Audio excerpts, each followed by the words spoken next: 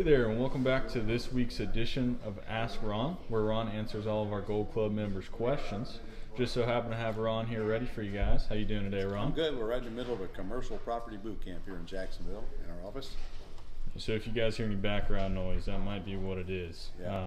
And do remember, this is an asset for our Gold Club members. So if you would like to ask Ron any questions and get featured in the weekly editions of Ask Ron, make sure to go sign up. Perfect. At ronsgoldclub.com. Yes, sir, that's right. Perfect. All right, we will go ahead and get started with a question from Robert Straker in Oregon. Okay. Robert's asking, hey Ron, in several of your videos you mentioned that you want all of us to become transaction engineers. With that said, how many contracts do we have to complete and close before we can officially call ourselves contract engineers? There's no set number of them, and there's no degree when you become one. Transaction engineer is when you be able to take a single family house, no matter whether it's a pretty house or an ugly one, and figure out how to make money on it and why you're doing it. And so you don't walk over the dollars to get to the dime like a lot of wholesalers are out there doing. They wholesale, but they're not getting wealthy. They're just getting some checks, which they got to pay maximum taxes on it. So learn the whole business, and then you'll get more money with less deals, and you'll lose less deals because of what you know. Perfect. Next one we've got is from Gary Owens. He says, Ron, after closing with the buyer, if they find a costly repair within the 30 days, how do you normally handle it? Do you renegotiate with the seller even though we've closed with the seller? Are we talking about buyers for owner-occupied homes that are supposed to be in great shape? If the answer is yes to that, the answer is yes. If they find out it's broke after I sell it, we'll fix it. On the other hand, it's going through an inspection because the buyer is going to get one. Now, if we're talking about a property that I'm buying it and needing rehab and I'm selling it needing rehab, I will fix nothing. It's obvious they're buying it because it needs rehab. Perfect. And next one comes from Tony and Angie Stewart in Columbus, Ohio. Of course. They're saying, it is my understanding that when in a situation where a tenant/buyer is paying off a loan early, there is a strategy employing the use of a substitution of collateral where the loan is moved to another property. I looked in the Gold Club for more info on this and only found a form that was used in Canada. Can you please address this strategy and your thoughts on it? Substitution of collateral will only apply if you're paying off seller finance loans.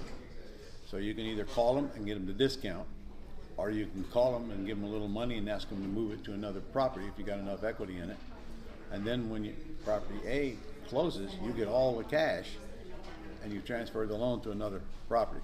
So you got to have enough equity in it to make that work, and you can use several properties for that matter and give them a smaller loan on each house on second to make up the amount that you owe them on the house A that you're selling.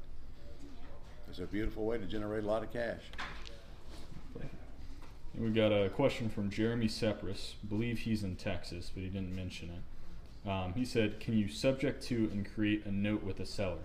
For example, let's say you subject to the existing loan for $200,000 and then pay the seller on $50,000 on a 5-year term, or would this be a wrap? It's better off being a wrap, because if I constructed it, I wouldn't be paying any interest on that $50,000. I'm only paying what they owe the bank monthly. If you do a second, then they're probably going to want some interest on it. So you gain nothing by cutting it out as a second. And if I want to pay them off in full, I'm still going to get a discount on that 50. Plus the underlying loan balance at the time I pay them. I do it on a wrap. All right, perfect. Next one is from Jeremy again. He said, what form do I use on a lease purchase? Lease purchase form. Okay. They're both on your Gold Club site. There's one on there to buy from the seller, and there's one on there to put the tenant buyer in. That would be under resources and lease option agreements. And then the final question that we have for you, Ron, is a little bit of a longer one, so bear with me here. Comes from Jared Mooson. He's saying, I'm closing on a subject to deal that I'm purchasing in a Florida land trust. I'm trying to ensure that the mortgage that will remain in the seller's name and that I'm taking over does not negatively impact their debt to income ratio so they can purchase a house in 2 to 3 years.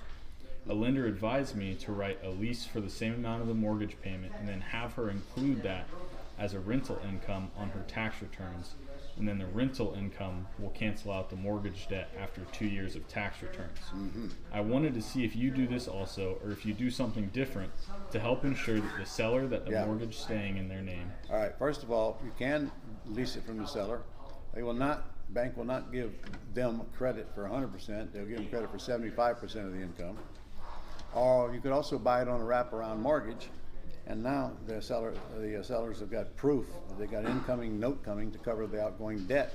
In fact, it's probably recorded on public records. So either way will work, but they probably will want some seasoning in there before they actually will approve a loan for them. And that's lender by lender. Well, that's all the questions that I have for you, Ron. Is there anything else that you wanted to say? No, you guys probably know by now. I got, well, no, that's over with. Never mind. Okay. See y'all next week. Go out there and get some deals.